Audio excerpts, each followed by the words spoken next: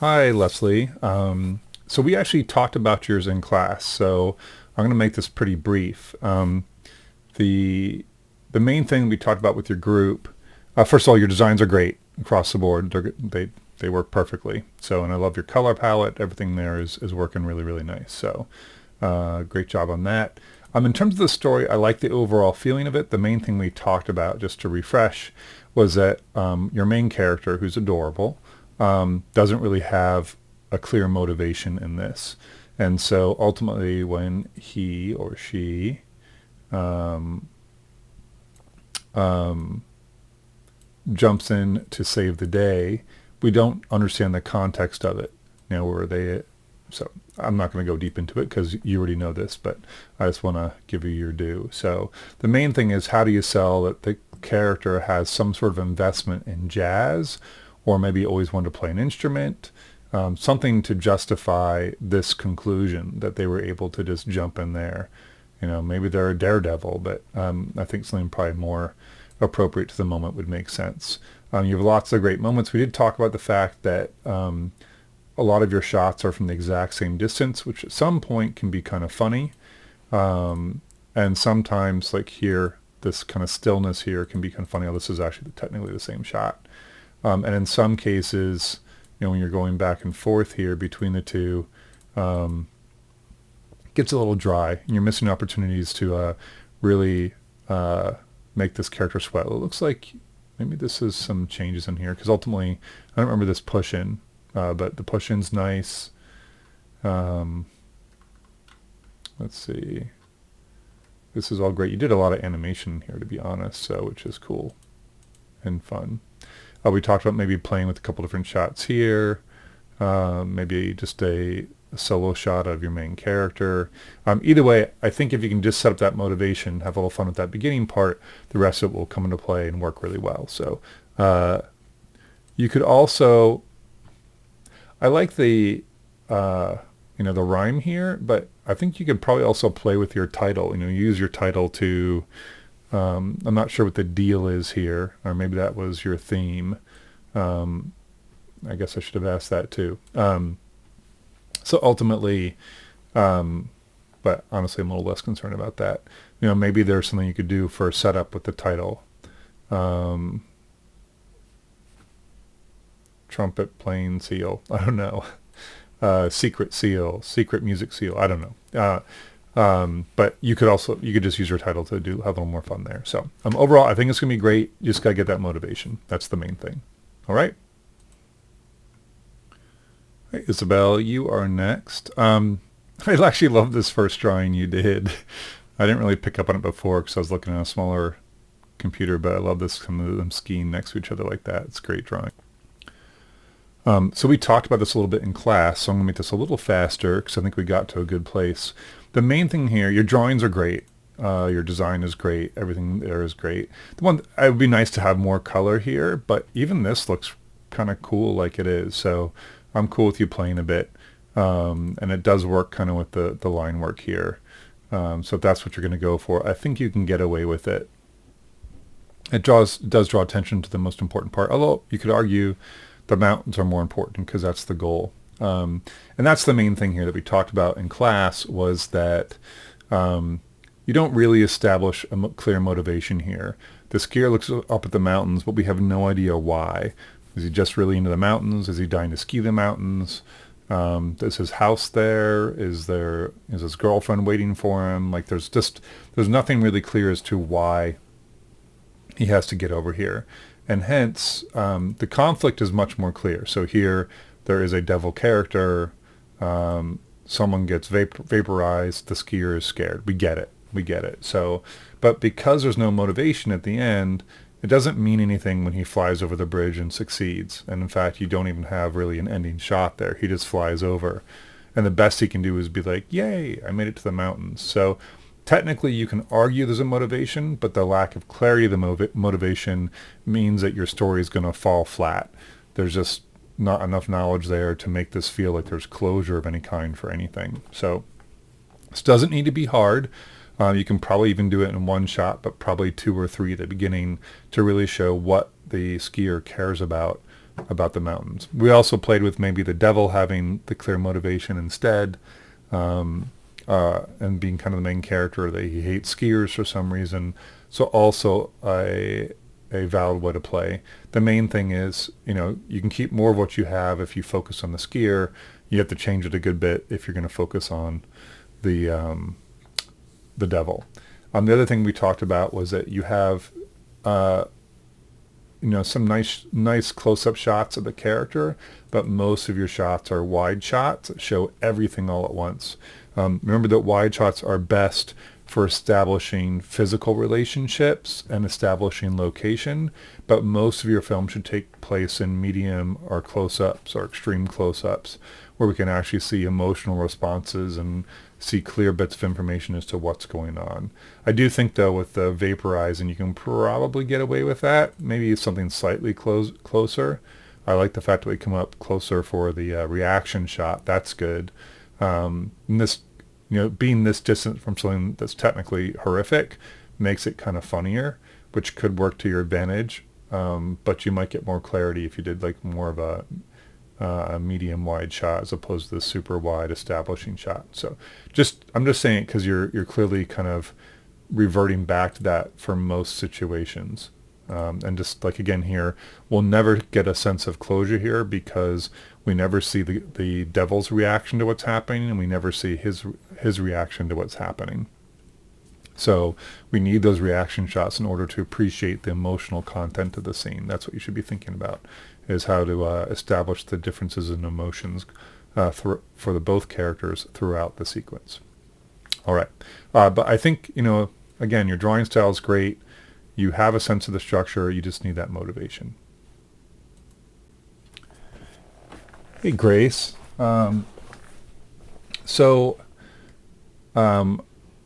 This is really cute. The designs you picked for the film are really, really cute.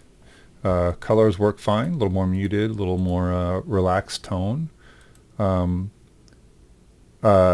The word travail gets a little lost in here. Might be better design-wise without the arrows. I like the arrows, but ultimately it's tougher to look at here. If these are missing, this will get a lot more, you can make it a little bit bigger, and it'll be a little bit more balanced in the scene. For your drawings, just for future reference, again, I'm not going to be grading you guys on the quality of your drawings, but I would say here what I'm noticing as a trend is that you're not really drawing the scene, you're just drawing an element from the scene. So, we have these two doors in space, in like the middle of space. There's no indication that we're at an airport or anything like that, which is pretty important. You can use sounds to get away with a lot of that for ambient sounds at the airport. Same thing here too. We're not really drawing the space. They're just elements in space. I don't know what these are. This bothers me a little bit less. At least there's a sense of space with this kind of establishing some sort of room. This is fine. This is, the whole idea is that we have a split screen. I get it. I don't know what I'm looking at here. Look back at 4. I don't know what this means.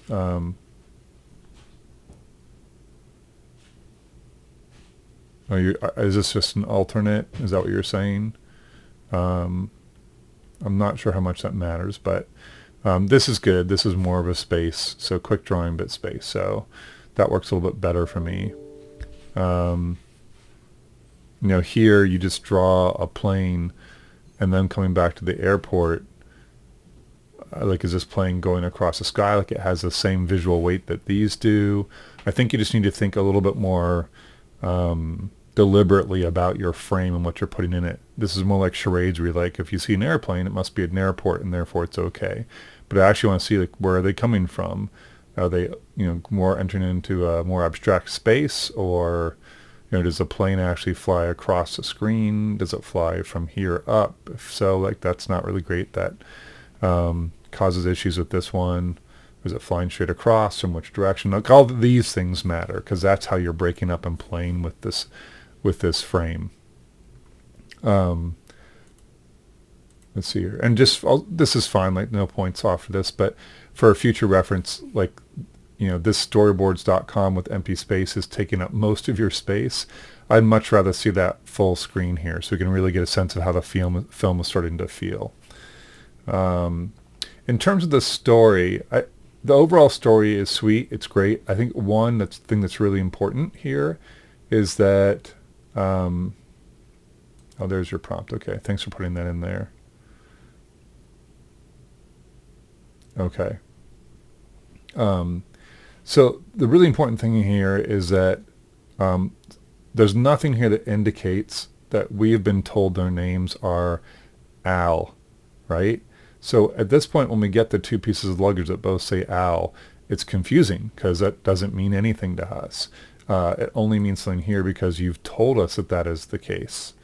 So I think a really important key here is how are you going to tell us that these characters are named Al? Maybe the name of your film should be Al versus Al.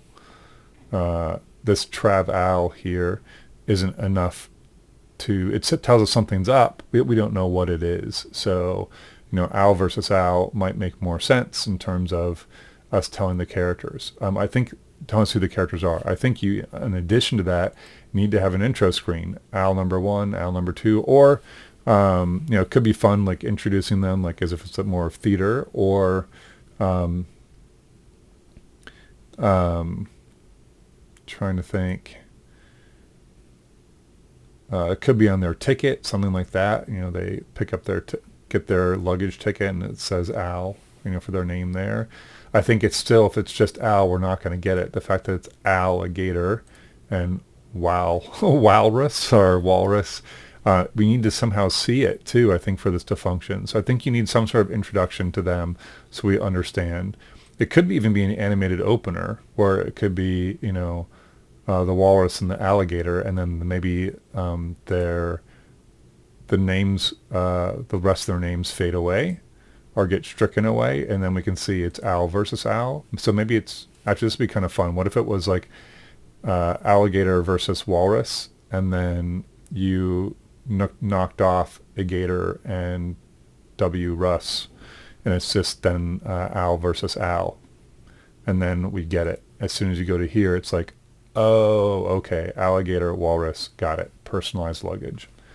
As long as we know it is that they're at the airport. So something here needs to show us the airport. I think you need an establishing shot first that tells us that we are at the airport. So maybe it's just an airport drawing with the airplane going over top with the, shoosh. We hear the sound of a jet going overhead, and then you can cut inside and we're like, okay, know where we are. Again, this should be very specific. If this is a return flight, you can just write in there, like, returning passengers, or, baggage claim. So you got to put that in there. We got to know where that's going to show up and how we see it. So I think once you establish that, you're good. I think you could also up the stakes a little bit. The conflict is they took each other's bags, but in the end, when they get home, the big conflict was they just don't have the wrong bags. I like what we see in them. That's cute. At least the fish. The alligator, I don't know what that is for the alligator. But regardless, if it had a bigger impact, like what if they got home and they opened it up for a fish, and like they went to go give their family something, but it wasn't a fish. It was, alligator's toothbrush or something like that. And the alligator went to go brush his teeth and then realized he had a fish. So if they actually had a scene where they were doing something, it could be really fast, like just they're in the middle of a moment and it doesn't work, then that's going to give a lot more consequence and closure for when they come back and exchange their bags again. Otherwise, and again here, like you're drawing, I don't understand what you're drawing here. You're drawing the bags moving in a circle. Is that what's going to happen here? Or are you just writing both Al's exchange bags and laugh, but showing bags moving in a circle? If so, I think you need to rethink what you're drawing for the boards. It's not charades. Show me what you're going to put in the film. What's the right scene for this? You said both Al's exchange bags and then laugh. Where do we see the laughter? Where do we see the exchange? How do they exchange? I mean, you could do like a circular bag thing. Could be kind of fun, and then you cut to them and they're laughing. Again, I think you're cutting corners on what you're actually going to show. So you need to think about what you're going to show in each frame that's going to be telling. Like in this one, do we see the alligator open the bag and then look horrified? Are we seeing the bags open? Are you just cutting literally to a split screen still shot with the bags open and the wrong things in them? That might not be the best way to go. So long story short, I like the idea a lot. I think you absolutely have to set up that they're both named Al. It has to be very deliberate. And I think you need to think a little more carefully about what you're showing in each frame. You know, what are you trying to communicate here? I think you know the ideas. You're writing them very clearly and succinctly, but we're not actually seeing that in the shot. It's just kind of Mickey Mousing or mimicking what we're seeing you right here. So I know it's a lot, but it's ultimately going to make the film much more interesting. You can keep whatever you have right now and maybe try to adjust the shots around it to be a little, help drive the story a little bit better. Okay, and then if you have time, do think about making the end more interesting by upping the stakes a bit for what the conflict is. Hey Amber, this is great. This is really, really great. Title is really good, interesting, and fits. The design is really cute. I like the fact we never see the giraffe head. Looking through your shots, honestly, I don't have much to give you. The only thing I was thinking here, let's see here.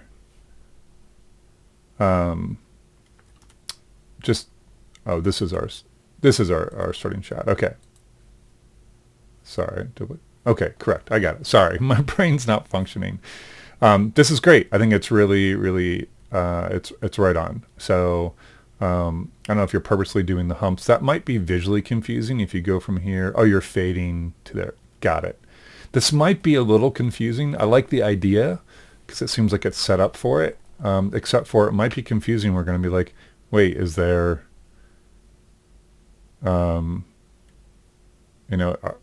is there like a little world on here where people are actually like, on roller coasters?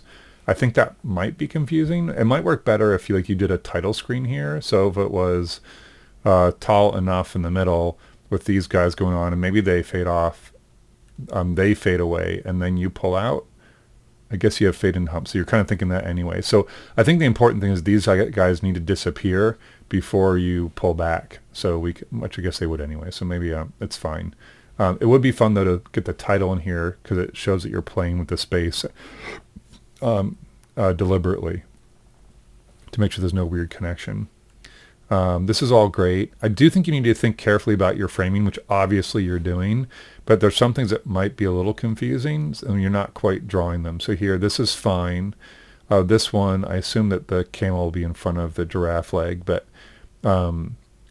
it says follow giraffe pointing to. So are we going to move the camera to the right? Is this a sort of pan or a truck? Okay, so you do. You follow the leg all the way out. Okay. I like this. This is great. I think actually it would be pretty funny if this was just like, if you could sell it, that there's just like a big scribble behind here and like that's the roller coaster, how ridiculous it is. Ridiculous it is. I don't know if that's what you're trying to show here, but I love that idea that you would just keep it kind of rough. That'd be pretty funny. You probably need it to go past the entrance a little bit so we could see, so we can clearly see it's a roller coaster. It might even be good to have like at least one little thing zipping around on there. Like it could be completely unrealistic. It would be funny. But great idea. I love this. And the transition to the paw coming up is awesome. This is really great. I think it's really important that we don't see that hump. So you might be having to be a little bit closer and pull back at the same time. And again, this is just a lot of information with the giraffe pointing behind him, and then the camera moving. So you might need to offset the camel a little bit. So maybe the camel's a little bit over here and lower in the frames to give this a little bit more weight. Might be better. Or slide the I guess you can't slide them all over. The camel needs to be out of the frame a little bit. So I'd separate the two just a little bit so that the camel seems smaller and then the humps are more of a surprise. But great idea. I love this. And then give this guy character too, just begrudgingly letting them in. Really great. And then for the ending, yes, you can do they actually break their necks, or the giraffe does. That'd be pretty harsh after all this. But if you want to go that route, you could. It might just be sweet to have the camel smile and look up at the giraffe. And maybe we just do a giraffe reveal. The giraffe looks down and smiles back. And, that's a big payoff. We actually get to see the giraffe head or the giraffe character a little bit. It could be kind of fun. So I think any way you want to do it is fine. Even the camel could just smile. But the more kind of surprise you add in here, the bigger the payoff. I'm not sure the payoff of them breaking their necks. That'd be so harsh. That may be too much of a surprise. But I do like the tie-in to the neck breaker. Or maybe you just cut to later in the day, and they're both like laying on the floor and nursing they have bandages on their necks, and they're like in the hospital, or they're at home and like drinking tonic or something like that. So, and just kind of tired after a rough day. So I don't know. I think you can do a lot of things there. As I said in class, if you can do a bunch of different things at the ending and all of them will work, it means your film is working. So yours is great. Excellent work. Hey, Ryan, you're up next. Drawings look good. If you want to try to get the full Ed Emberley style, you'd want to probably do it without outlines here. It does change it a lot, but I'm fine with it. I recognize a lot of programs it's faster to work with outlines. But like with your snail, it does look cool without them. It's kind of got a different feel. Same thing with your golf ball, but again, it's fine. And I guess you can't get away with that with the golf ball, because then it wouldn't show up against white, unless you always had a color behind it, which I guess is an option too. In terms of your background here, I know this is just the setup. I'm finding for me that the water element is very confusing. I think this is water, just because you have this kind of flat 2D space, and this comes across as it's kind of distracting, honestly. I'd much rather see more focus on the green, and then so when do we first see it? I'm not sure if this is a shot or not, so let's assume that this is I don't think it's a shot. Maybe it is. If this is an actual shot, like instead of putting the water element there, I don't care if there's water there or not. It's just the fact that there's empty space here, then there's no sense of sky or anything, or horizon line is kind of confusing, whereas here you have a much more typical and understandable horizon line going on. And then more importantly would be to establish that this is a miniature golf course, so and that we're on the last hole or something like that. So if you had like a sign stuck over here that said 18th hole, wind-free game, something like that, could be kind of fun to sort of spruce up this part a little bit.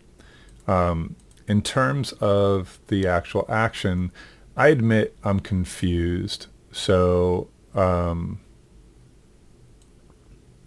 other thing I should say here, so in our actual shots, the water element here, you just end up with this kind of really strong split screen that you're always fighting a bit. And then, I'd much rather see, like, we never actually see the hole on the other side or anything like that, so we don't know what the goals are.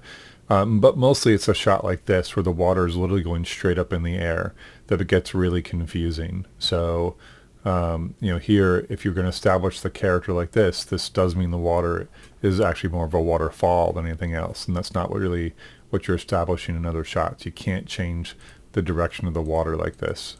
It just doesn't make visual sense. So, here the water would stop at the horizon line if you were going to have it go all the way to the horizon. But I'd say it'd be easier just to like make an outline or a wall there for what's behind the windmill, and just let the high contrast water element go.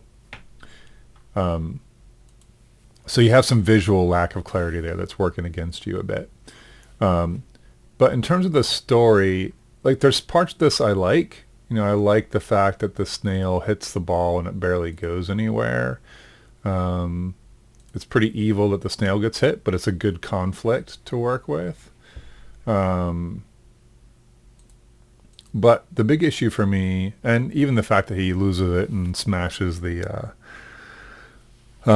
windmill is kind of fun. The big issue, though, is we don't have any motivation for any of the characters. So there's, you know, some implied motivation for Dan in that he's at a miniature golf course. Again, if you can establish that that's the case.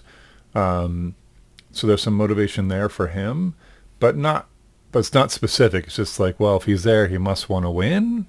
But, you know, if you ever play miniature golf, there's a million reasons to play. Maybe it's because you're trying to just have fun with your date and keep it casual. Maybe you're on a date you don't want to be on. Maybe you want to impress your date. Or maybe you're practicing for a big miniature golf tournament. Like, you know, why is Dan there? We just don't have any indication of it. And same thing for Jerry. Why is Jerry there? Is Jerry actually playing miniature golf? Is the golf ball just in his way? Why is he there with Dan? Is he practicing for a tournament? If he's there with Dan, why isn't Dan talking to him, and why does he confuse him with the ball? I think these are all things you can establish and clarify, but as of right now, they're all very ambiguous. And because of that, we really don't know what any of this means. You know, the fact that he, shoots Jerry in there a million times and still doesn't recognize he's a snail, not a golf ball. Why we can understand him getting angry, but, you know, again, there's a ball right here. So I think you're on the verge of something, but it's not clear what's actually happening. And lack of clarity is a killer of any film. It doesn't matter how funny you think the moment is. If we don't know what's happening, it's not going to function. I think you can do a lot of different plays with this story.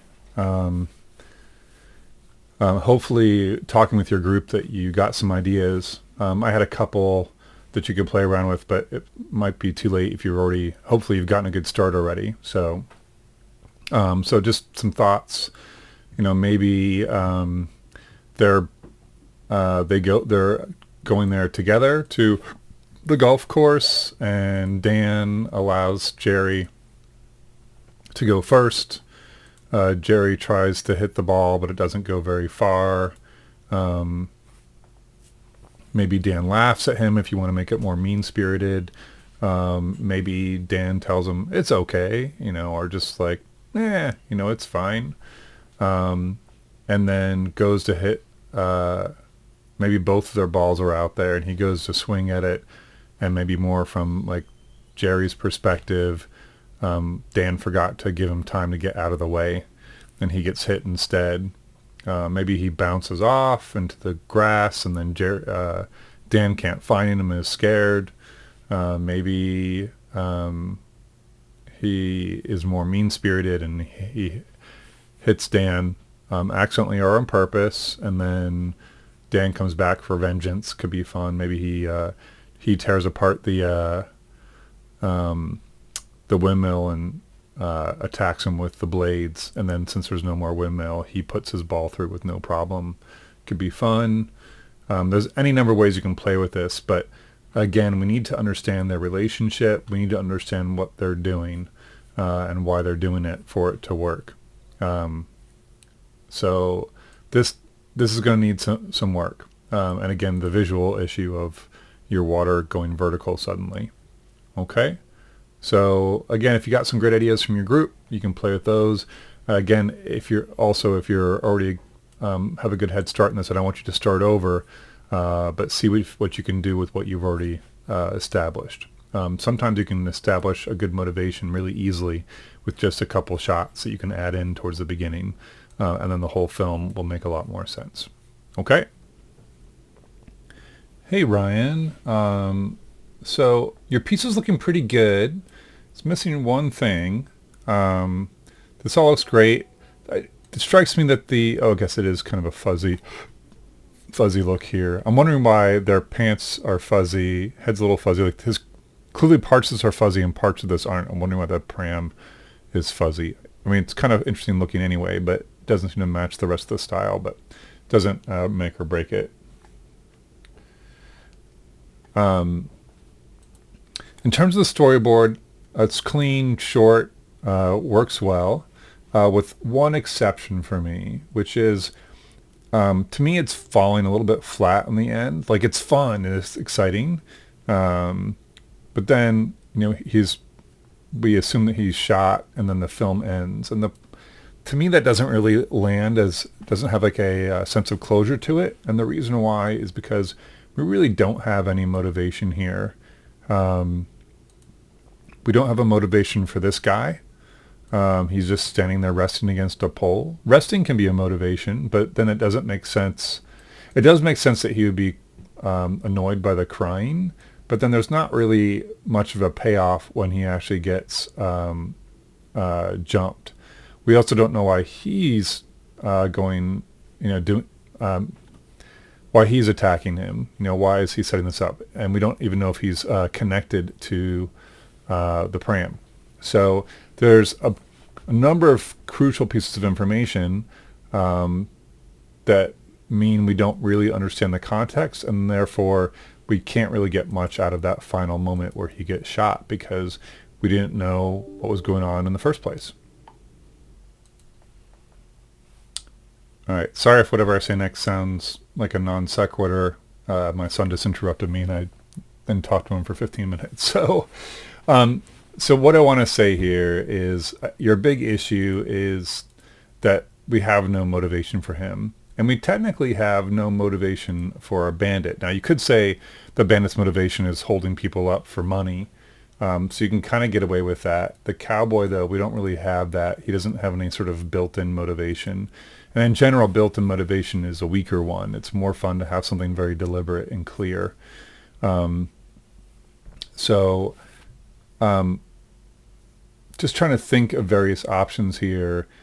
What if the cowboy, instead of resting, was coming up with a big plan for, a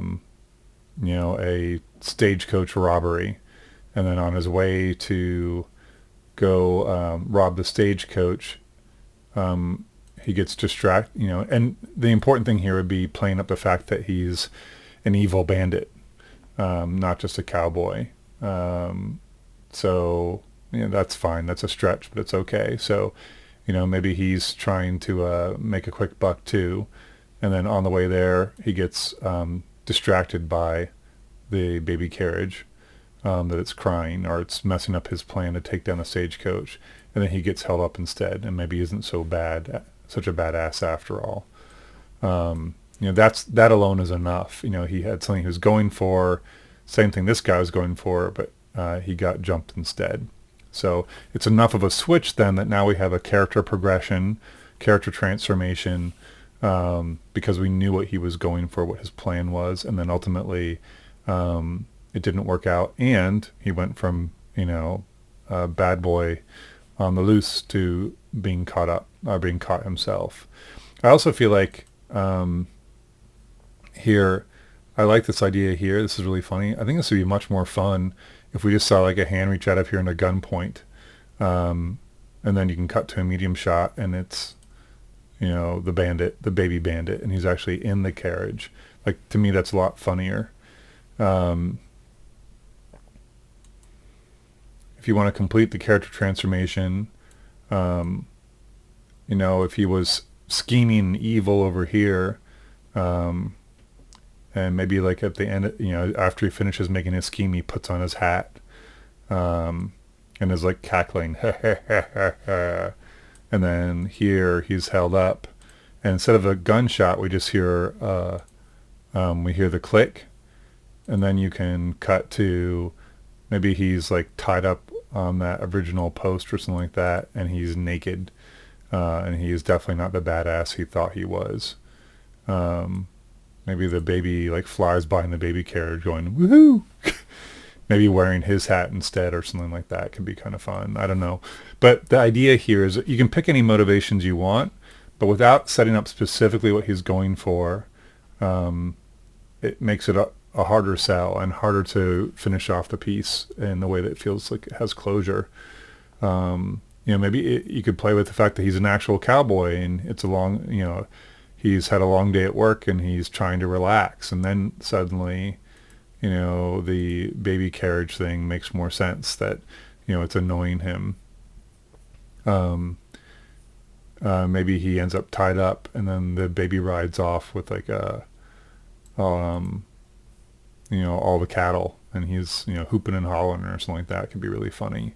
Or maybe he's just riding like a bull as he like runs away there, and this guy's like, oops, I guess I shouldn't have been relaxing on the job. So something like that. But you have to have something at the beginning connect to the end, and right now we don't really have anything at the beginning connecting at all.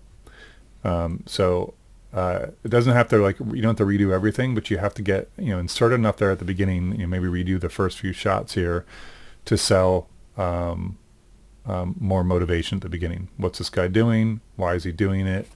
And why does the baby carriage call his attention?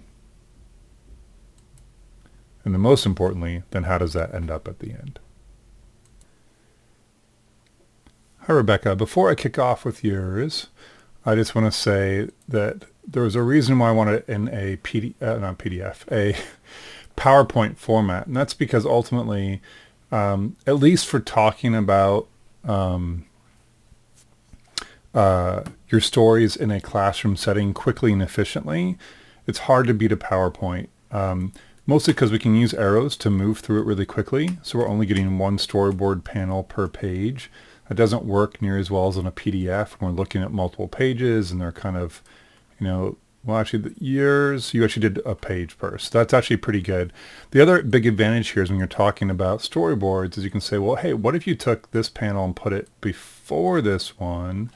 And then after this shot, what if you came back to it? So I'll double it up and go back here. You can actually play with the storyboard on the fly. That's really nice for talking about and seeing how things might function and work, which you can't do in a PDF. So that's why I wanted you guys to do it in the PowerPoint format. I'll let it go for now, but next time we do boards, please put it in PowerPoint instead. All right. In terms of your story, I have to say I am confused. So I don't know what your team talked to you about. It's a great setup here, just with the Harold's restaurant and Honey's Better restaurant, bam, you have a conflict and even a motivation right there built in. And the fact that Harold is very focused on the other restaurant, we've also upped the stakes by reinforcing that this one is just terrible in every way and shape and form. So you have all this setup, and then this random roasted camel that's very small, but that's fine. I think there's going to be some confusion here when you lift the dish cover and it's a very tiny camel. There's no establishment here that there is tiny camels out there. So I think that's going to be a hard sell or confusing sell. Remember that clarity is really important. And it's animation, so we can do whatever we want, but within reason. You still have to sell it. How can there be small camels, or that camel is a delectable dish here. But that's not even the big issue for me. The big issue for me is, and this is funny, but then a random camel comes out of nowhere and hits him on the head. He's not even the one that cooked the camel. So this to me is completely confusing. Nothing explains where this camel came from, who this camel is, how they even know what he was looking at, and why are they beating him up when it was this restaurant that cooked a camel? So I have to admit, I'm just confused by this. It's like you introduced another character out of nowhere that has no motivation. Well, it has motivation and conflict, but it comes in the first shot where you see the character, and then the film ends. So, motivation and conflict are something you establish at the beginning of the film, not on the last shot. And in this case, it's not even about our main character. So it's a very odd way to kind of misdirecting your own story. I mean, if this is just the start, and then the story began right here with, this camel, becoming a vigilante or something like that, then fine. But Again, it's just confusing. It's also confusing with the fact that, the camel doesn't actually know what he saw. You never established that. So he's just hatched a plan, maybe through some expression here. But again, how would the camel here know about the plan enough to attack? He hasn't even said a word yet. He just thought of it. So to me, this is all very confusing. I mean, I'm sorry. To me, this is all a great setup right until you finish the film. And then we're completely lost. So a better way to do this would be,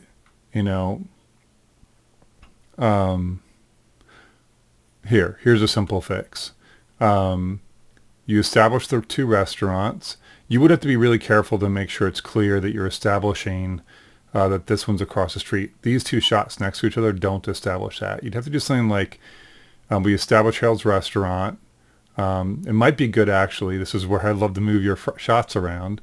You go to this shot first. Maybe you actually cut inside the restaurant. We see this sign. You pan over to see the skeleton. Then you pan over again to see him looking through binoculars. And then you cut to this restaurant from his perspective. So Honey's Better Restaurant. You can cut back to him again, and he like makes an expression, and then you cut back again. It should be, ideally, let's see here. So ideally, this would be from his perspective, so not on this angle, and you go ahead and do like the classic, double circles here. I'm drawing with the mouse, so forgive me. The double circles, so all this would be kind of fuzzed out or faded out. And then we would see the two circles to indicate that we're looking through his vision. So something like that would actually work out pretty well. You just say that the shot shows what Harold is seeing. It's just then drawn in perspective, which doesn't make sense. Anyway,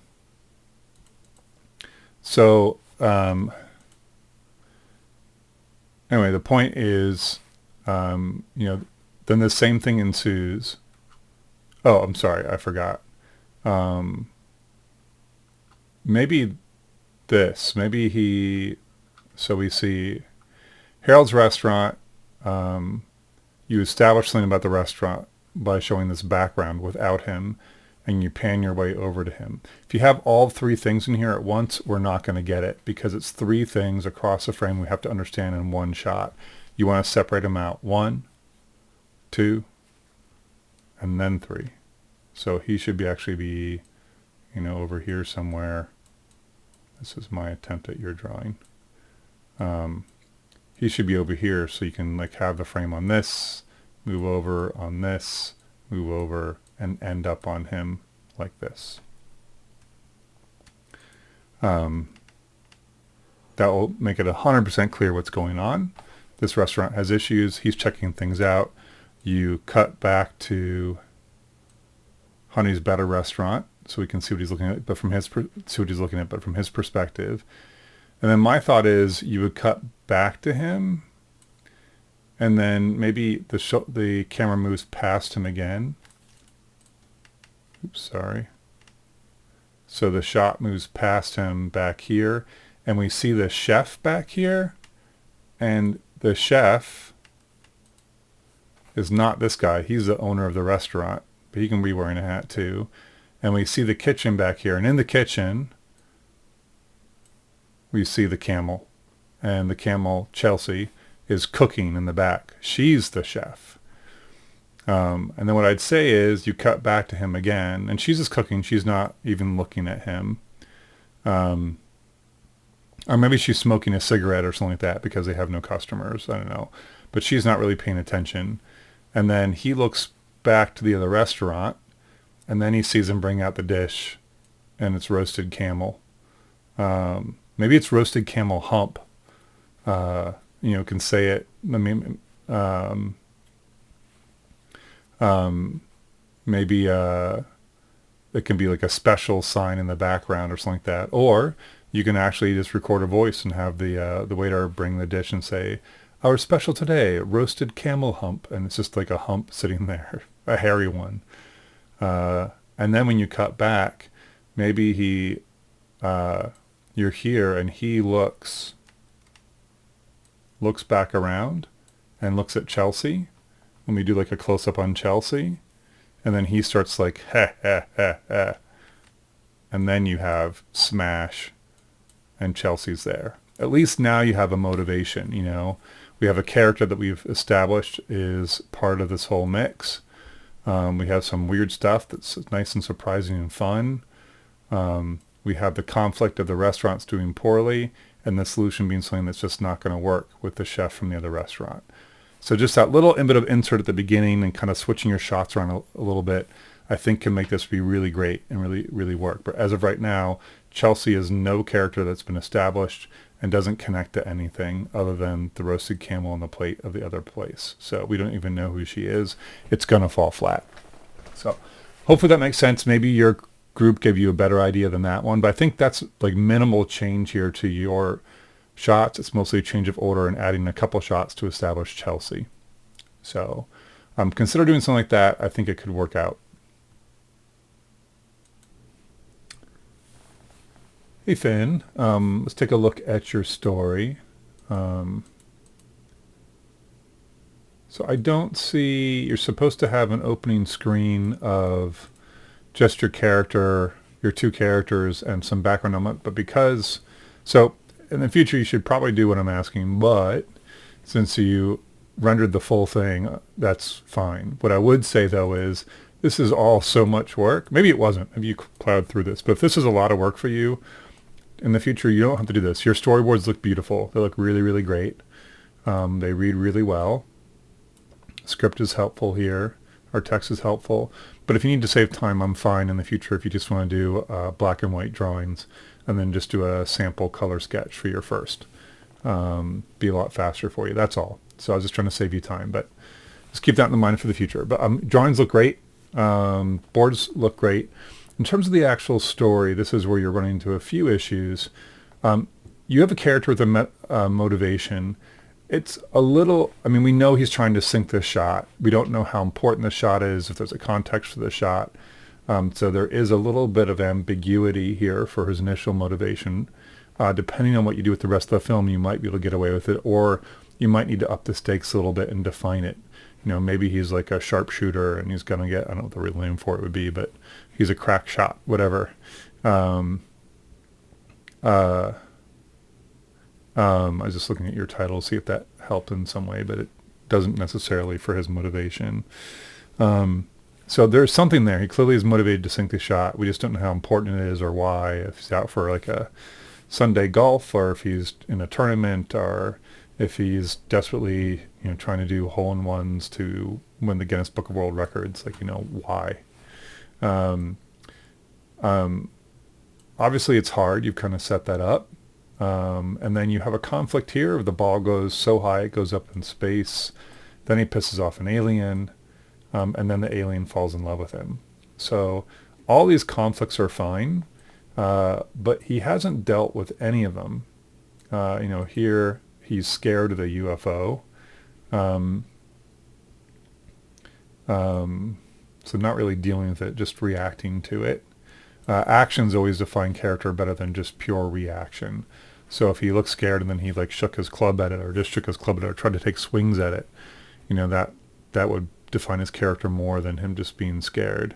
That's not really essential, just something to keep in mind. But the real issue is, while you've established all these conflicts, the character doesn't really deal with them until the very, very end. So, and by dealing with it, I just mean he starts to run, right? That's his main attempt to deal with it. So he's not solving any issues here. All of his actions are just pure reaction to the alien, and he doesn't really make any decisions, other, you know, active decisions other than just run. So it makes him kind of a thin fur character, and there isn't much in terms of a character transformation there either. I can see potentials for one. I mean, he's really focused and, you know, certain and aggressive here, and at the end he's far from it. So the idea here would be to think about more about the character transformation you're trying to set up and kind of center the story around that, or try to get your conflict sooner so that he can start I guess we're like, what, a little less than, about halfway through the film with the first conflict. If you actually try to deal with it in some way, again, he doesn't really do anything. So those things would help establish character transformation. So, or you can have more back and forth in the conflict, or you can up the stakes on the motivation.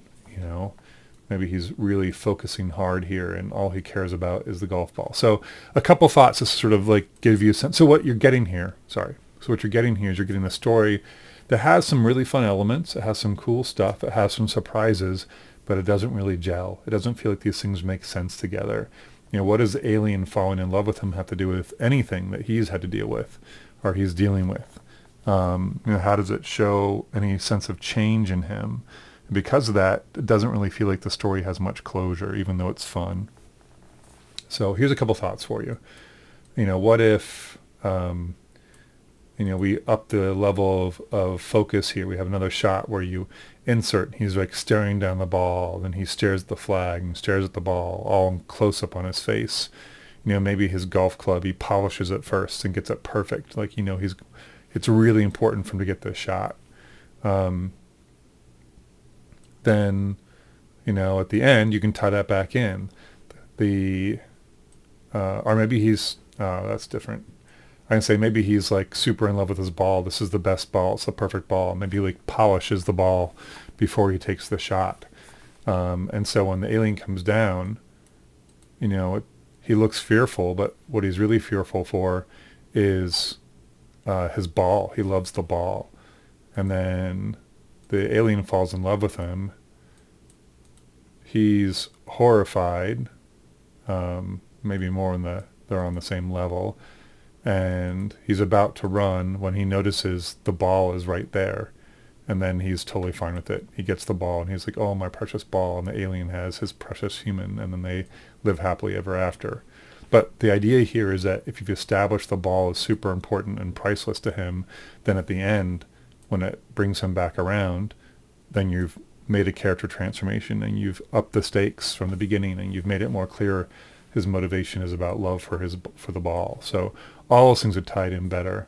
You could also do something like here, maybe if you're thinking more about character transformation, again, maybe we just make him super steely-eyed at the beginning. We have an insert shot where he's like, everything's honed and perfect. This, sparkles and that sparkles. And then he looks at the flag and it sparkles. And maybe not the flag, maybe just the stuff that he owns. So we know that he's super precision man. And then here, when this comes down, it yells at him and he yells back, just as loud and, furious. He actually has a comeback there. And then the alien rolls on the window and is like, he falls in love. And then,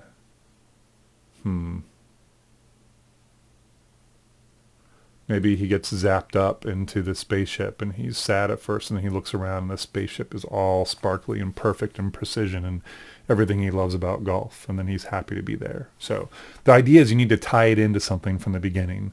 The motivation, the character transformation, both, something along those lines in order to make it function as a story. And right now we're not really making that connection. Okay? So play with it, see what you can come up with. I think the majority of this works just fine as is. You just need to add in that stuff at the beginning or the end or both. And keep it short and sweet. Like, don't add in more than you have to. Hey, Lily. So your drawing here looks great, and your designs look great. I like your color choices as well. That being said, I cannot tell what's going on here.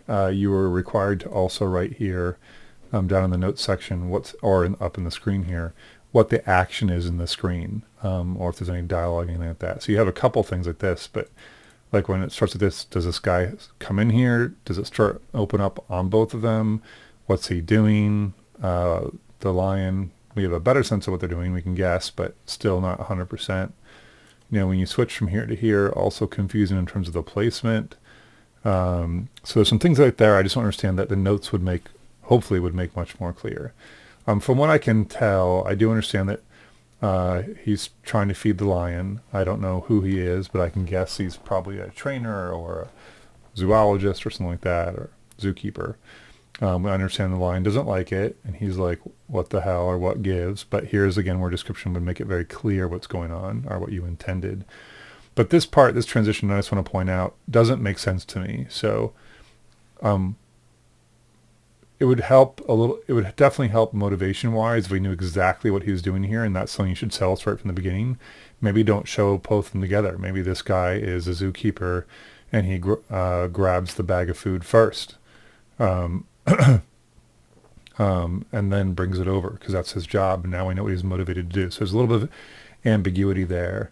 And then this is also ambiguous to me, why there is just a button that says don't press me that lifts the cage, and why he would press it, and why he would think that would solve his current issue. So I like the idea of him, you know, revealing himself and getting himself in trouble, but I don't know why it would be a button. So you're asked, that's a huge leap for us and a huge leap for him to press it. After that, it's fine. And this is a good transition. I don't know what happens in here. Is this the other guy that's helped out?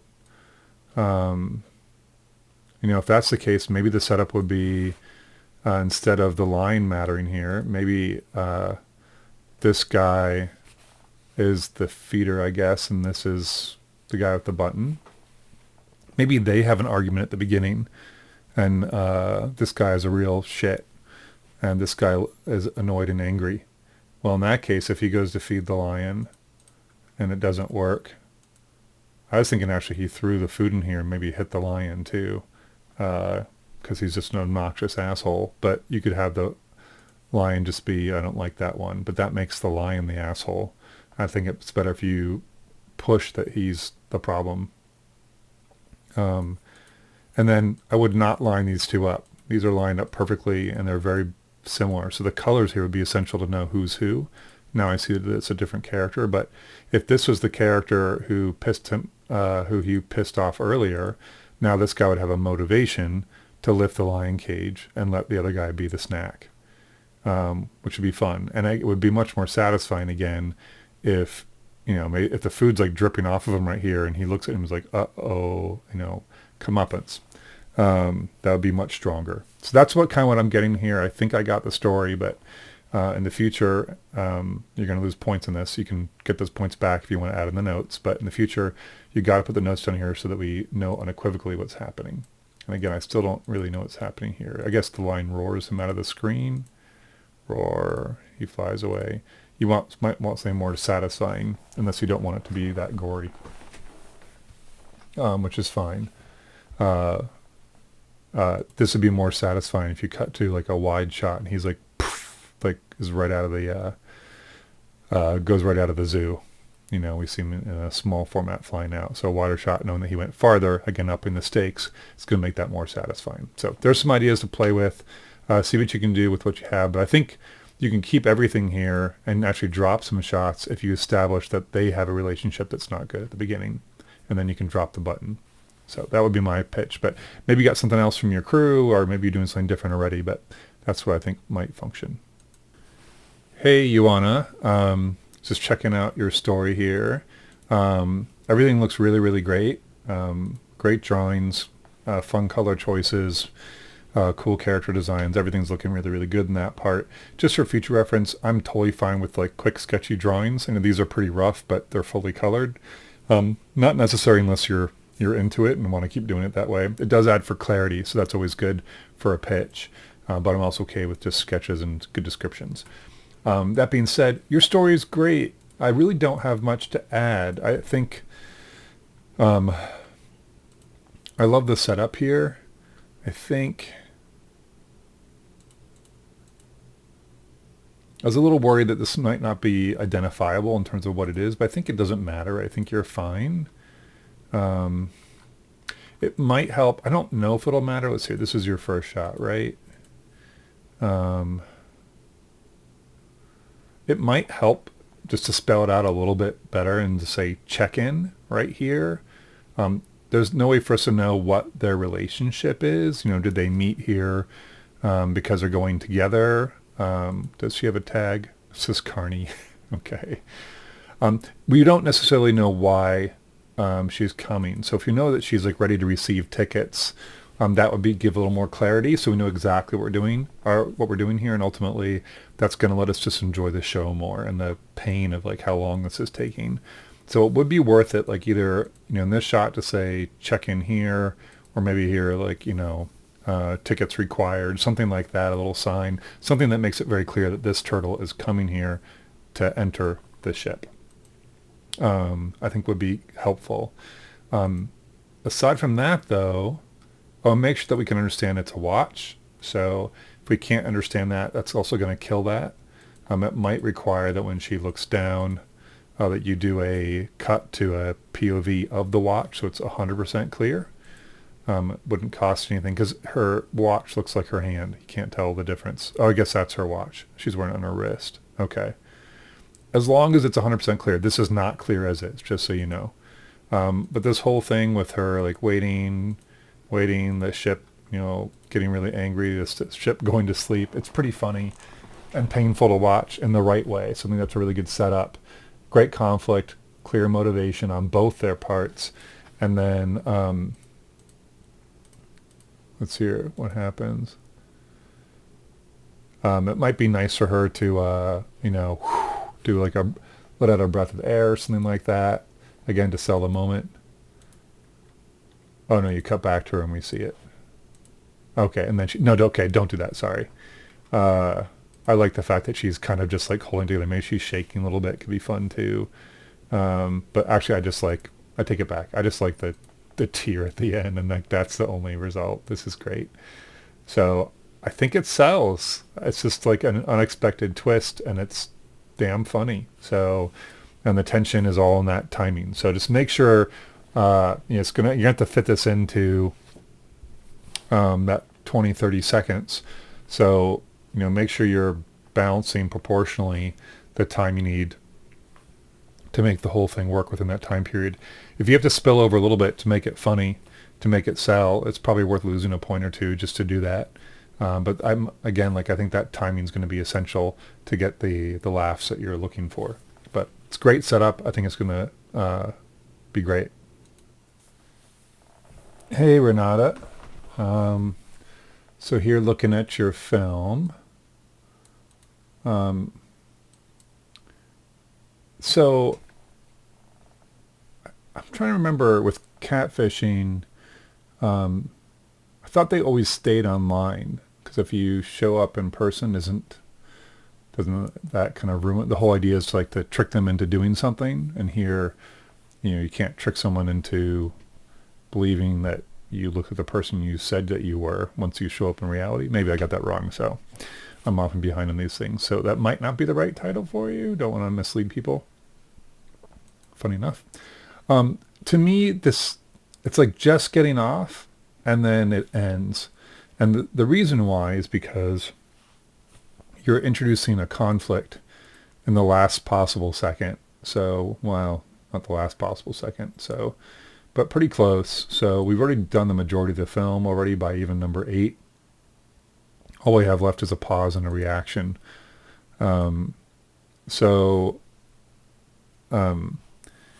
We don't really get any sort of...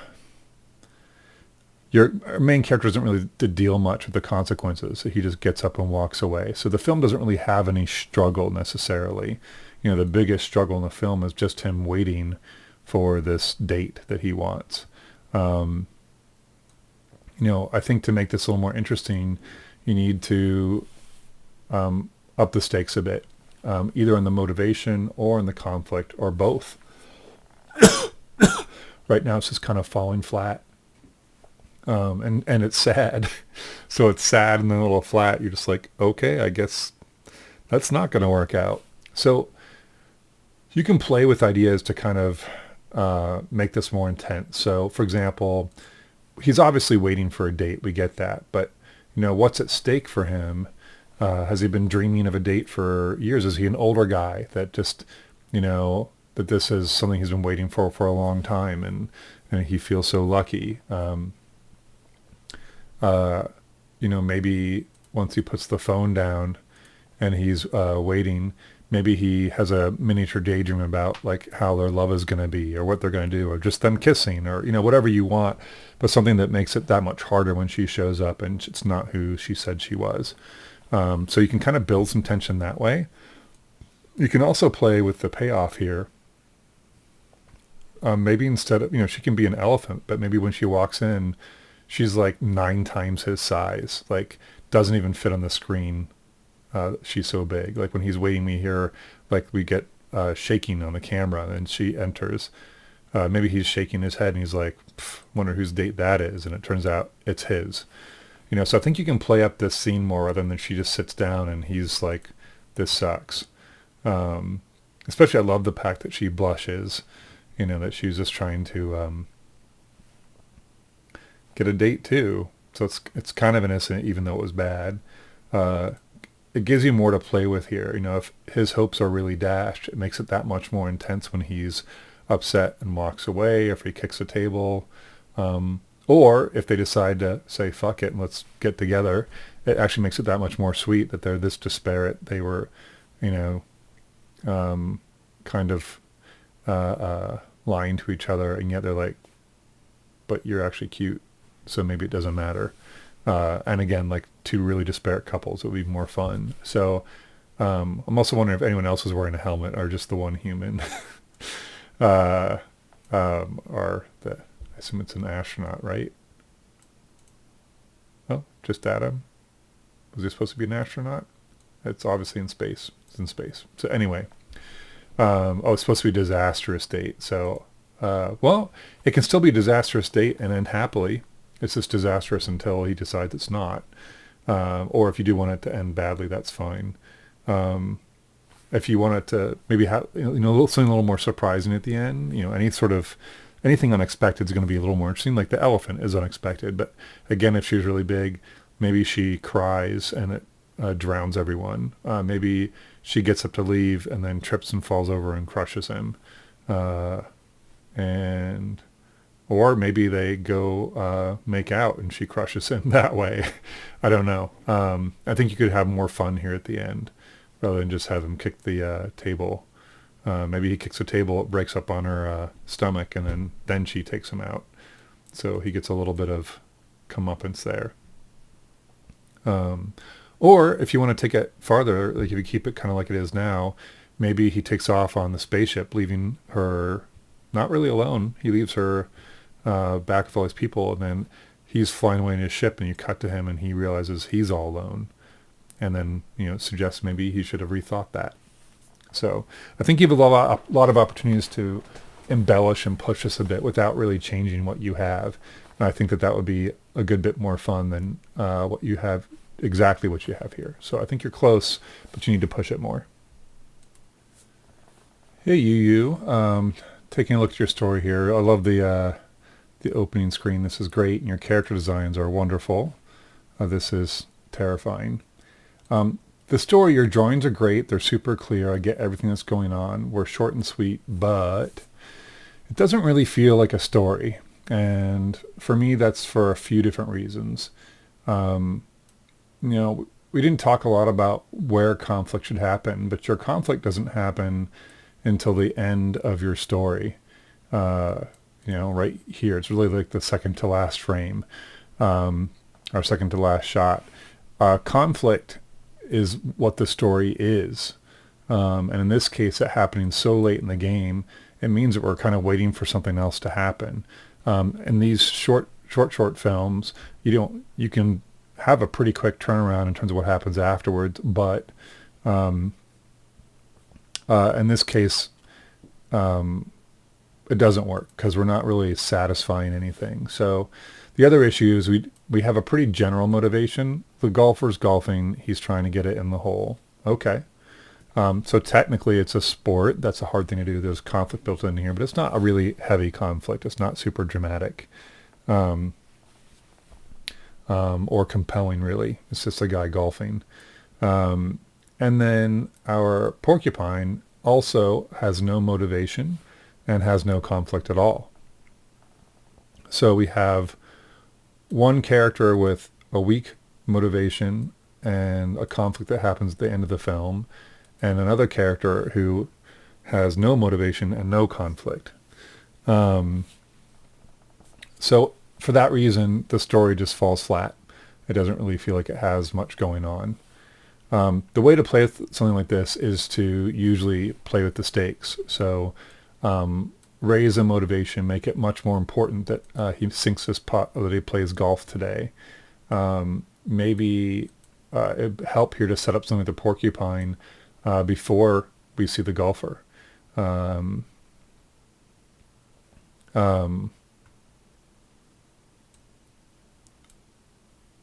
was just thinking, what if, and just to sort of work with what you have, what if the film starts with the guy like in his golf cart and remember character transformation too. So the character, our golfer does have a transformation, but it doesn't really have much meaning because we don't know anything about him or his motivation or about his character. So the fact that he gets covered in porcupine quills at the end doesn't really mean much because there's nothing to kind of compare it with. And the same thing with our porcupine. The porcupine's only job was being in the hole and then being revealed. It doesn't start anywhere and doesn't end anywhere. So we're kind of missing all the parts. I feel like it can go somewhere from here, but it's not there. So let me give you an example. So what if instead, let's keep the motivation on the low side. Ultimately, this guy is just, well, actually, let's play with it a little bit. I'm thinking he's not out for just like any old day. He's out to, well, let's just say he's got a lot to prove. So, he's kind of a pompous golfer. He's perfect in every way. No one messes with his golf day. Maybe he only gets to golf once a month, or maybe when he golfs, it's always like going to be perfect and everything has to be just so. So I'm thinking everything around him is perfect maybe. So let's say it starts off with him driving already in his golf cart and he's like, nose up, looks down on everyone and has to suddenly, we have his perfect shiny clubs in the back and nothing's going to mess with him. He's the boss on the golf, I don't know what you call it, the golf field, the golf course. Oh my gosh. And then on his way in his golf cart being pompous, he suddenly has to slam on his brakes because a really tired porcupine is walking across his golf path and no one stops him when he's golfing.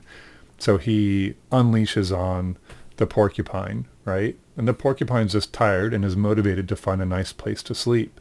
So the porcupine feels bad or feels hurt or maybe nonplussed and ultimately like yawns. Oh, I felt good. Oh, here's a real one.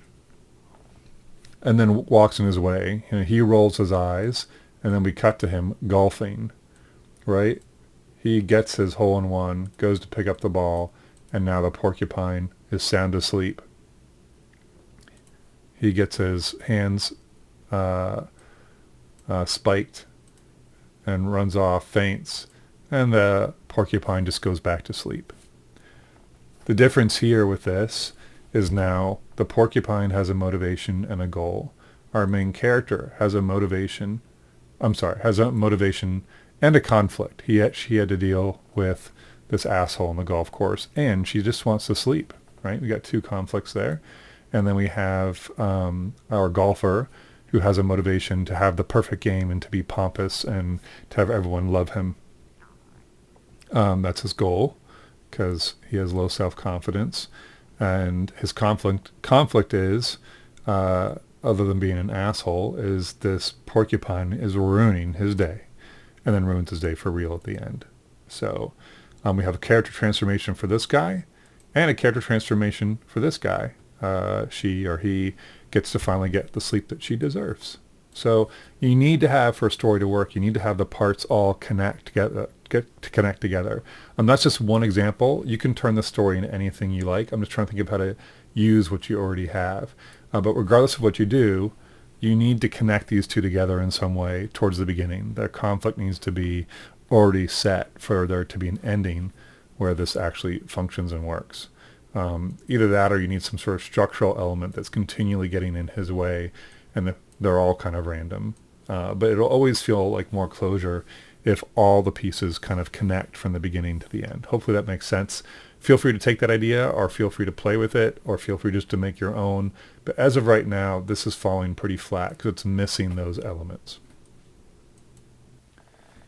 Hey Alex, you were up next. I love this title. That's so great. It's like makes the whole thing. Your design looks pretty good, but I would say it's really, I don't know how close it's going to look like this, but it's really tough to read.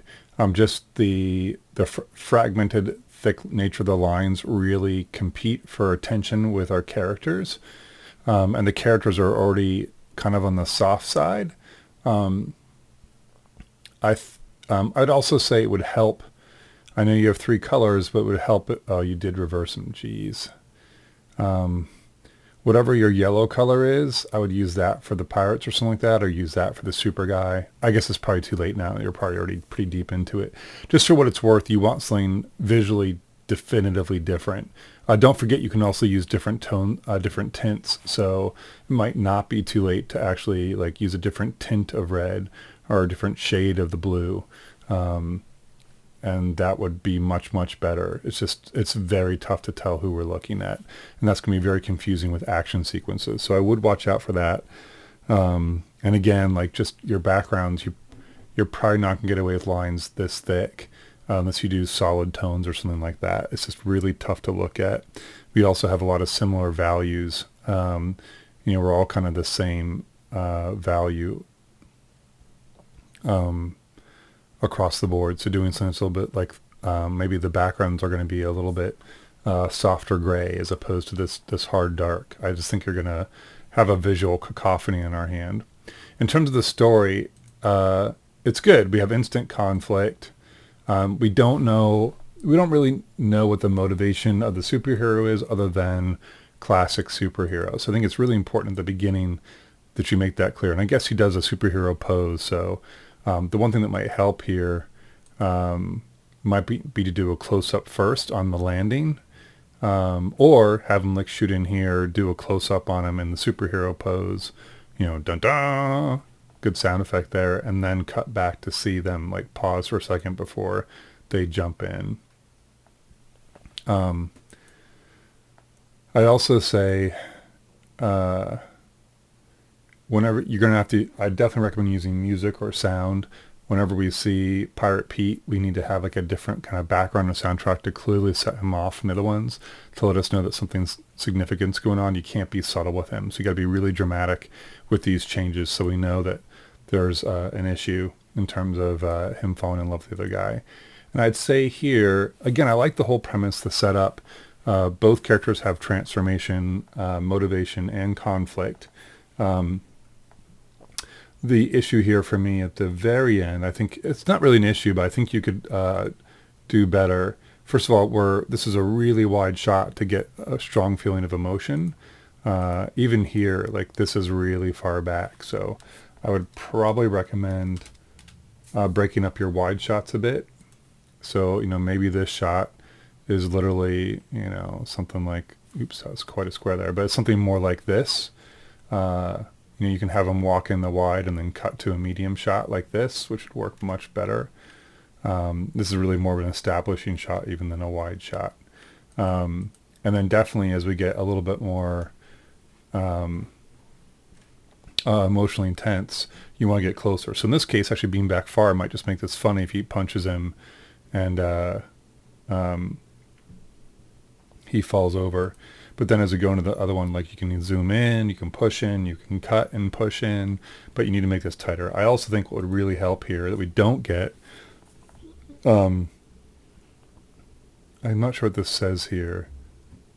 He blushes. We're never going to see a blush from this distance. This is like, your blushing is, like 0.2% of the screen space. So what you want to do for that is, again, you need to play with your what's on your screen, this would be best if it was, like this close. That blushing was the only thing that was important here. Maybe you blush here and then the camera moves up to reveal his face and his eyes. I also think it'd be great to have a reverse angle where he's looking at the pirate and we see his impression of the pirate. So it could be, here, I'll just do a new slide. So, and excuse my lack of drawing skill here, but what if we cut to a shot of the pirate,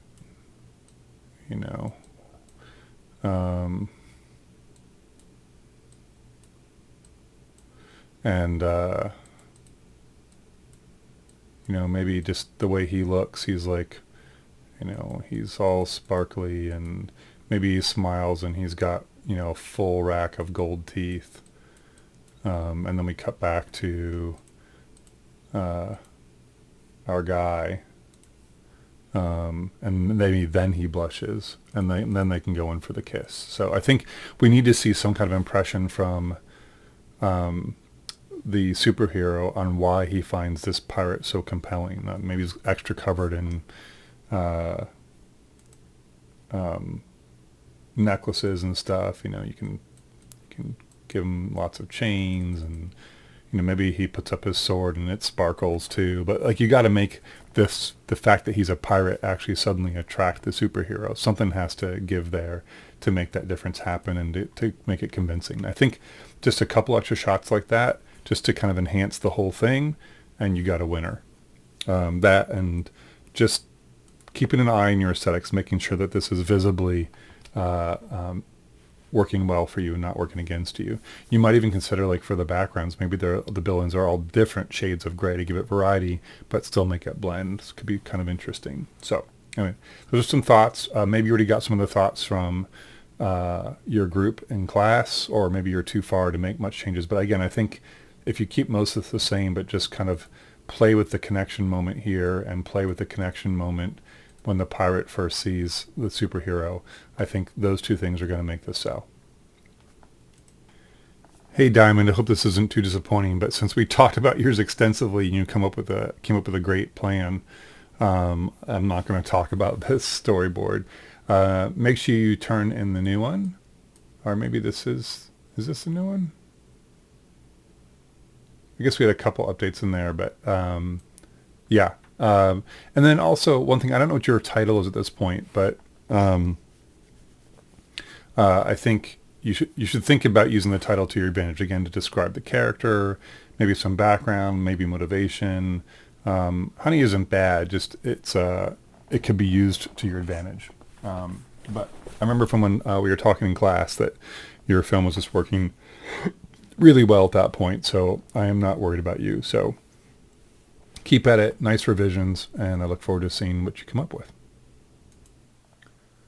Hi, Nadja. So great drawings, they look really good. I think overall this works. I think it could be pushed a little bit. The main thing here that's happening, it definitely goes somewhere. The fact that he gets trapped doesn't really connect to anything in particular from back before. It's just like kind of happenstance, which makes it a little bit less interesting, especially since our main character doesn't do anything, our frog, which is a little dangerous in the sense that we're kind of unaware of what that character is thinking or feeling at any point. They just seem devoid of feeling.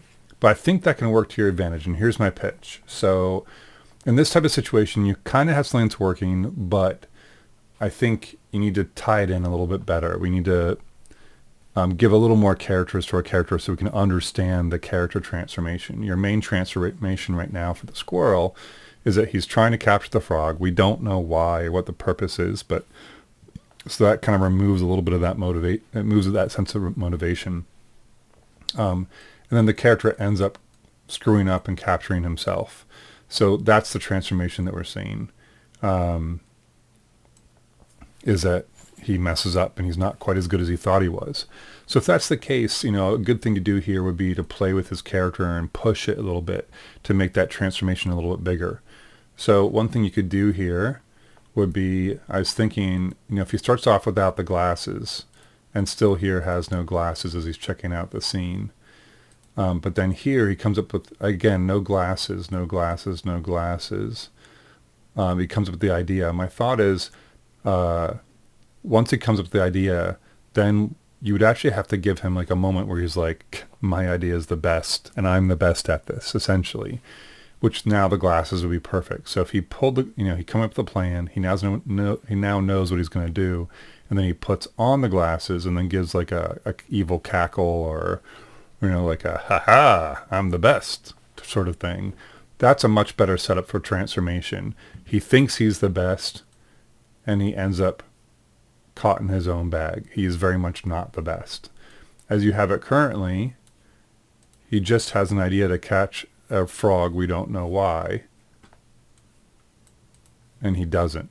So it's not such a big transformation. It's not really an aha moment that he captures himself. You have to set it up first, and to me, those shades are perfect for it if you do it right. If you've already done this part, this actually wouldn't be hard to fix. Just to remove the shades for this part and remove the shades during this part, and then animate a little bit extra where he puts them on. Literally, that alone would be enough to really make this ending feel much stronger. The other thing which I think would be great, where is it? I'm going to snag another frame here. You have an opportunity for the perfect transformation for this frog. If we go through this whole thing, he trips, he captures himself, and then you cut to the frog, and the frog for the first time smiles. You just get him in that one moment.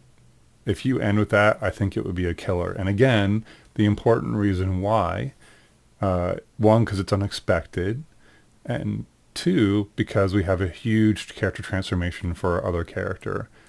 He is completely devoid of any emotion, anything. Oh, I keep wondering why it's not going away. It's because it's on the screen. We have him start out here at the beginning with no emotion, no nothing, and stays that way no matter what happens to him. And then we get that smile at the end, and it's just going to bring the house down, is my guess.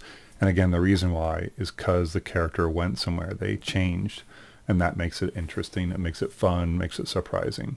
So that would be my pitch. You can do anything you want, but I think if you don't do that, it's totally fine. But I think you need to find some other way to enhance that sense of character transformation across the film. Other than that, I think this is really great. Hey, Lily, you are up next. Great title. This really helps establish who we're looking at when we get to the first shot, so that works out nice. I don't know what's going on aesthetically here, if you just had a really small frame and blew it up, and that's why these are so blurry. But if you're using a brush that's actually this blurry and this pixelated, please use a better one if it's not too late. This just is really hard to read with all these like really fuzzy lines. Other than that, I love the actual art. It's great. It seems, it just makes it feel very sloppy and harder and less clarity. In terms of the actual film, though, I think it's working great.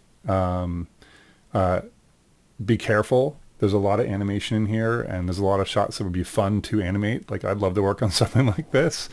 But you can get a little bit lost in there and take too much time. So don't be afraid to do cheap, maybe look through and decide which shots you can do cheaply, and then you can spend more time on the shots that matter. Unless you're really fast. If you're really fast, then this is definitely doable. I'm just a little bit nervous. I'm not sure why. Maybe it's just because you have so many boards, but a lot of these are like one shot.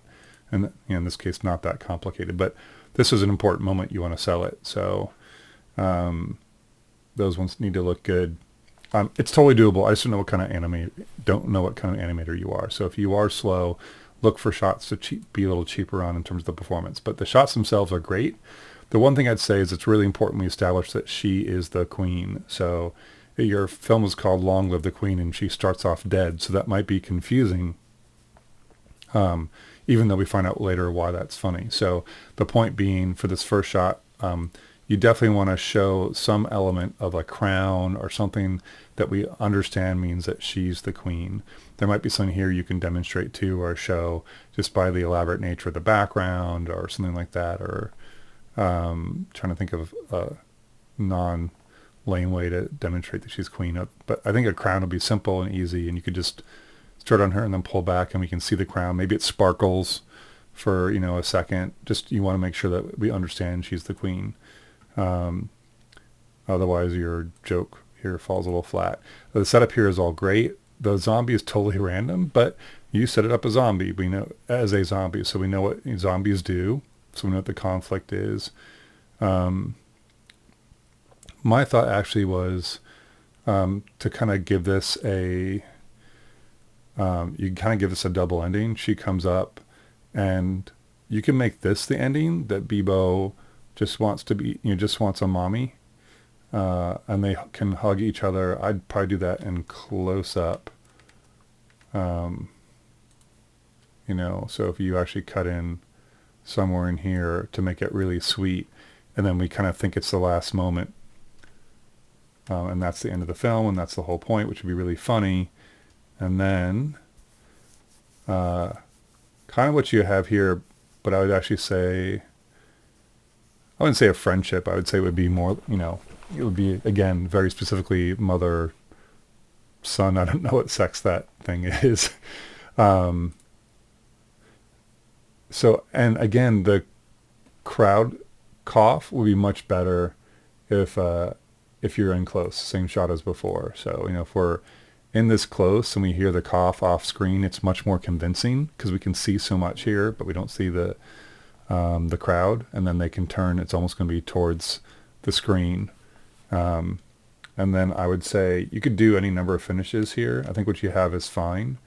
It is an extra 2 shots with a lot of animation. So another option here would just be we hear the crowd cough, they look towards the crowd, and then you cut to black, and then we hear the sounds of the crowd screaming, and maybe some like rah sounds in the background. This shot would be a lot. The good news is it's last, so you can save it to last, and if you finish early, great, animate it. If you don't, cut to black, so you have an easy finish. Either way, I think this is really great. I love how you've done it. I think it's gonna rock. I think just a matter of maybe using higher resolution and better brushes. You should be at least 1920 by 1080 for your 2D animation. All right. So good luck. Can't wait to see this. Really make sure you focus on that timing. If you get the timing right, this will bring down the house.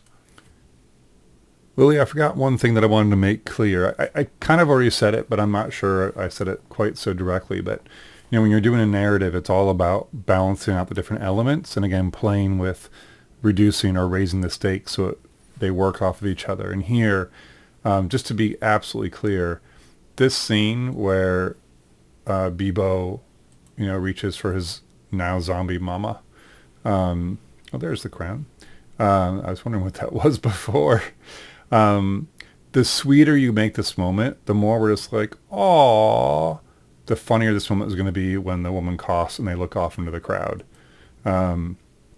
So it's a balancing act. Again, if you want this to be stronger and punchier and funnier, you just got to think of ways to play this up. So, if she kisses him sweetly on the cheeks and he nuzzles into her, and I don't know, they exchange some blood or guts. I don't know. You could have any kind of fun with it you want, but and actually that's worth saying too. Like if they do something kind of gross but sweet, and we're like, that kind of takes away from this moment, or it just changes the flavor of it, pun not intended. So the point is, like, think about how you might play up this moment to make that the end, this part here, really sing.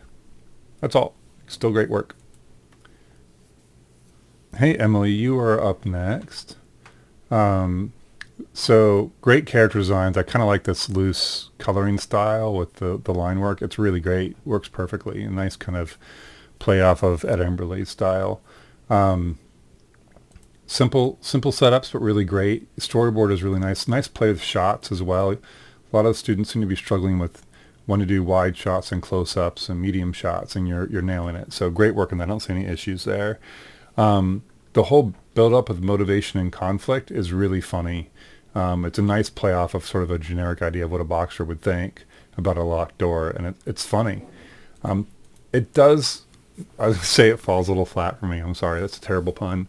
And actually, forgot to mention, your descriptions below are just fantastic and perfectly clear about what needs to happen. So you did that just right. In the end, I'm just wondering, you introduce a new character at the last second. Now we've had conflict all along, so in that sense, it does feel fulfilling. It just feels weird because we have no idea anything about this elephant. It comes out of nowhere. It has no connection to anything. It's completely random.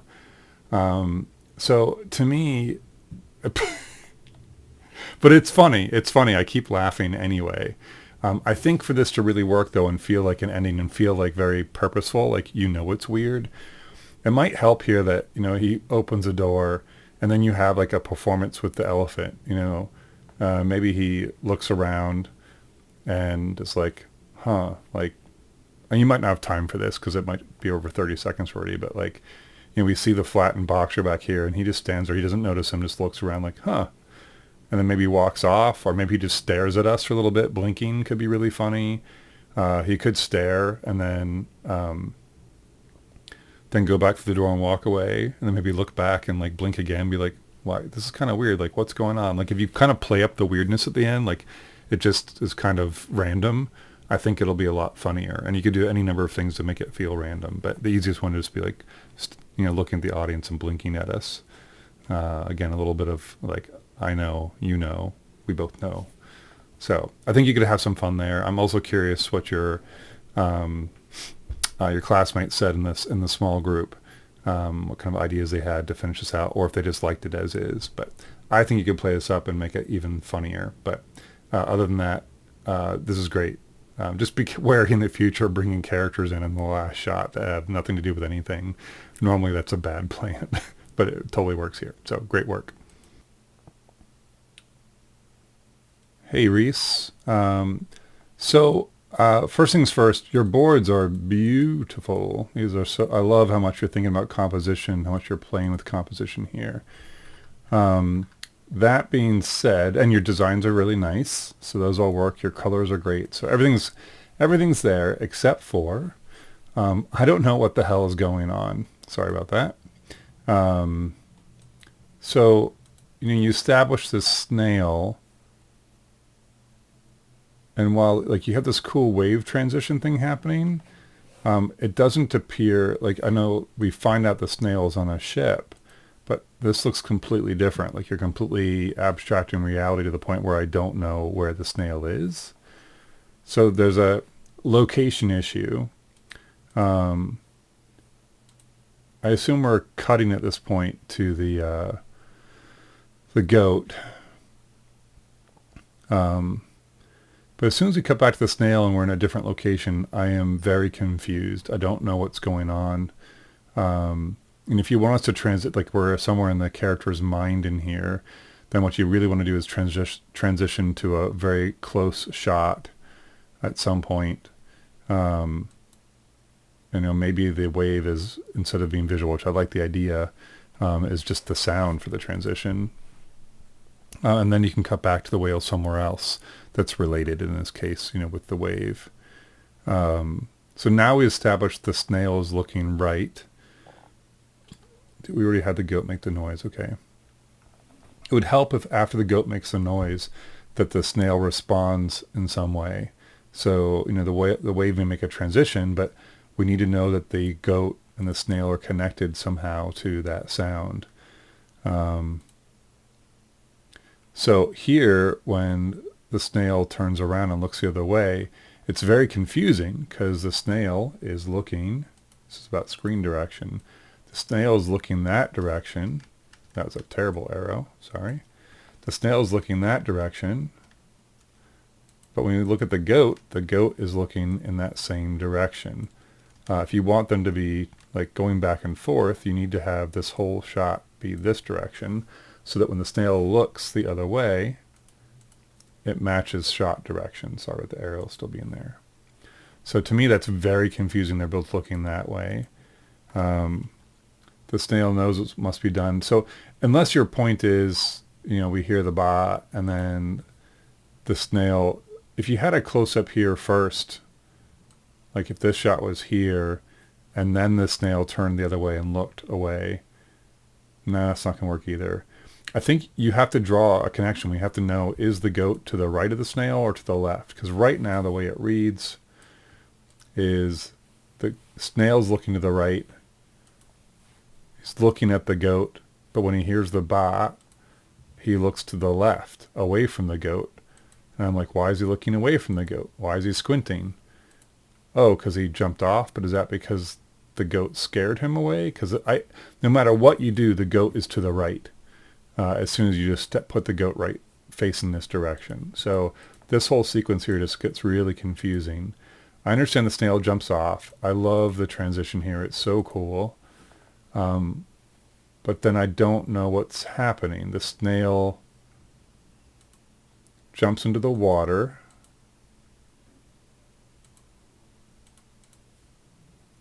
I assumed this was the water and a wave of air moving through the water from pushed ahead by the snail.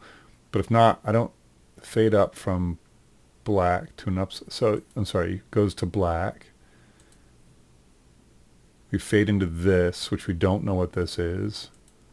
And the snail bursts out of it. So I assume when the snail dives in and we fade back into this, that the snail is still diving down through the water, so that when they pop out of here, they're popping out of the water somehow into a space under the water. So I'm very confused by this space. And then here, the snail flies out, but no longer out of the water. So again, I just don't know what's going on. I'm glad you're being playful. I think you're being way too playful. You can't transition to these different spaces that we just don't know what they are, especially when you're abstracting them this much. You have to continue with what we're seeing. If you want your character to come out of this space, out of rock, you can't have them jump into water in the opposite direction. It just doesn't make any sense. So I think you're pushing way too hard. Maybe I'm missing something visually in here that is going to work. But for right now, I'm telling you, I don't know what's happening. And also, along with that idea, is the snail gets wings after jumping through the water and coming out. And I understand it's a snail that somehow it got wings. I don't know where it went. I don't know where it went resulted in getting wings. And in the end, and most importantly, I have no idea what those wings have to do with the goat and the ba and the ship. You have all these elements that are just in completely different worlds from each other and don't connect in any clear way. So your big issue here is definitely not pretty drawings. It's clarity. You have to beat us over the head with exactly what you want us to understand. I'm not even understanding it through the text. So not trying to make you feel bad. I just want you to understand that we don't know what any of these things are. I don't know who this snail is. I don't know who the goat is. I don't know their relationship to each other at all, other than they're both out on the sea. I don't know why the snail dives into the water. I don't know what happens to the snail in the water. And I don't know why the snail has wings at the end, or what that has to do with anything we've seen thus far. So that's kind of evil to say all that stuff. It's really harsh. I'm telling you that not again to make you feel bad, to make you understand how your boards are coming across. And maybe there's things in there you realize after hearing that you can make connections. If there really is no connection, then your story is just not going to work, whether we don't understand it but it's in there, or whether you didn't put it in there to begin with. You need to give the snail a motivation, and it has to be clear. That seems to be more of your focus. So I'd focus on what the goat means to your snail and why the snail jumps in the water to do anything.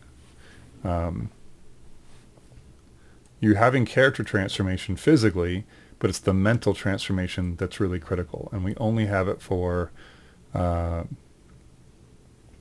snail. We don't have it for the goat. If they have no relationship, they're just kind of randomly connected, then it might not matter if the goat has transformation or not. But the snail definitely needs to have one that matches its conflict and motivation emotionally. So I hope that makes sense. I hope that your group, your small group at school, gave you similar feedback to give you ideas of how to play with what you want, and maybe you're way past this. But hopefully that makes sense why the story doesn't function currently. So looking forward to seeing what you are coming up with. And good luck. Hey, Addy, I hope this doesn't come as too big of a disappointment, but you and I have been over your storyboards together very carefully. So I'm not going to re-go over everything we went over. I'm really happy with what we came up with, and it seemed to make sense to you what you needed to do in terms of establishing clarity here with the relationship between the two, or how that relationship develops over the period of time here, and ultimately how that changes into the character transformation of the awareness of Francis. Oh, no, not Francis. The bull. The bull and Francis, right? Billy. Okay, sorry. So I think what we came up with is great. So I look forward to seeing what you do. And visually, I think this is already really fun. So just a matter of following through and then not getting lost in the details in here, unless you can just copy and paste them or add them in later. So nice work. Can't wait to see it. Hey, Connor. So I like the designs. I like the setup. Colors look good as well, although you already have... Oh, okay. These are the same. Close enough that ultimately I guess that's part of the 3. So I'm confused. I know what's going on. It's an interesting setup. Is your plan that we're going to see both of these actions at the same time? I guess I'm confused from the beginning. So in our first shot, we have this alarm clock going off, and it's a split screen, even though it's not quite a split screen. And then from both sides, they attempt to turn it off. How do we know? I don't know what Piggy is on here, so I'm a little confused. Is he on a tombstone? Is he on like a headboard? I'm not sure. I don't see a clock. So did he... Oh, okay. Sorry. I thought this was his body. That's the pillow, and he's in bed. How are you going to show... I guess I'm confused, because in each one of these things, if it's happening simultaneously, a side-by-side, it's a lot to look at. We have to see Jeff and what's going on here, and we have to see Piggy over here and what he does. You'd be much better off, instead of doing a split screen here, switching back and forth so we have time to see the action. I guess if you time this out perfectly, we can see both at the same... We can see the both... Yeah. We can get enough time to see both, but time is not your friend here. You only have 30 seconds. It's not a lot of time to get to the point. So just be a bit cautious there. We're also... So at some point the screen shifts and we hear Peggy making breakfast. You do have an issue here where you're going to have an annoying alarm clock for your entire film. So make sure when you put the sound of the clock in there that you give your audience a break and lower that sound on and off so we don't have to deal with it. So like when he's walking and it's behind him, maybe it's a bit quieter. When he gets in here, it's like even quieter because we're outside. And then, you can raise the volume later, but just don't have it running constantly. You're going to drive us nuts. It's also going to be hard to sell that Piggy is fine and turned it off, because all we see is they both hit it, and then Piggy's just laying there, but maybe he's just dealing with his.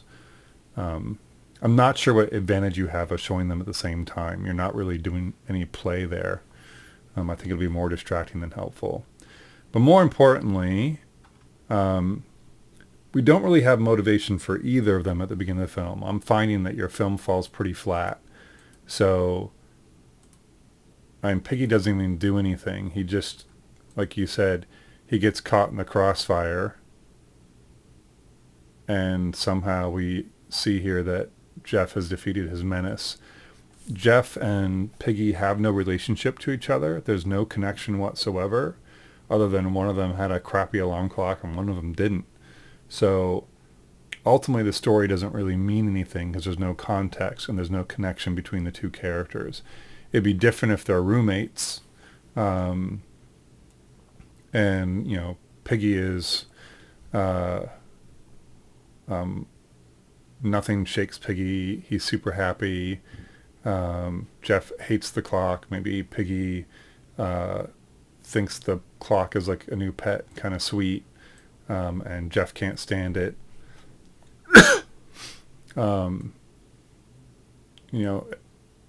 There would at least be a connection there that you could play with.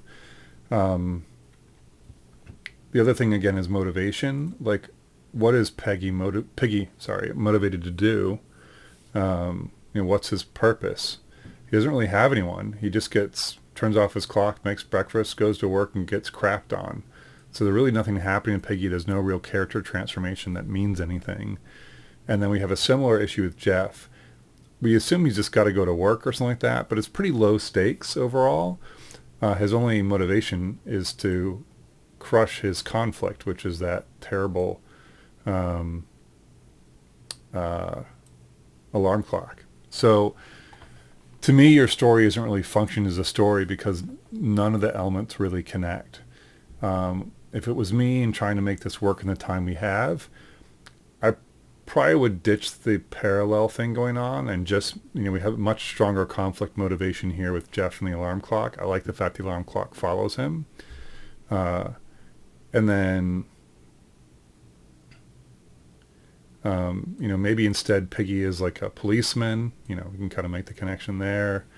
Maybe Jeff finally loses it and smashes the clock into pieces, and the pig takes him to jail or something like that, and then they have a court case or something like that. Or maybe the alarm clock goes to maybe he has to apologize to the alarm clock and then just deal with the fact that it rings forever now and he hates life. I don't know. I think you need to play a little bit to make this work. Again, maybe just focus on one of them, not both, or connect the two. They're roommates, something like that. Okay? But I think this needs a good bit of work to function right now. Right now, there's interest, but it doesn't feel like a story. All right, Nathan, it's really important that you follow instructions. I looked through your story or your files, and I assumed that they were numbered in the order that they were in versions. I didn't realize that they were actually all part of one story. So I've only ever been looking at number 3 because it's I figured it's the most recent version. I don't know why you wouldn't put them in the same file. Why would you stop with one page here? So this is really confusing. You're required to put it in a PDF, and part of the reason why is it makes it very clear to see what you're attempting to do. So as an example, let's see here.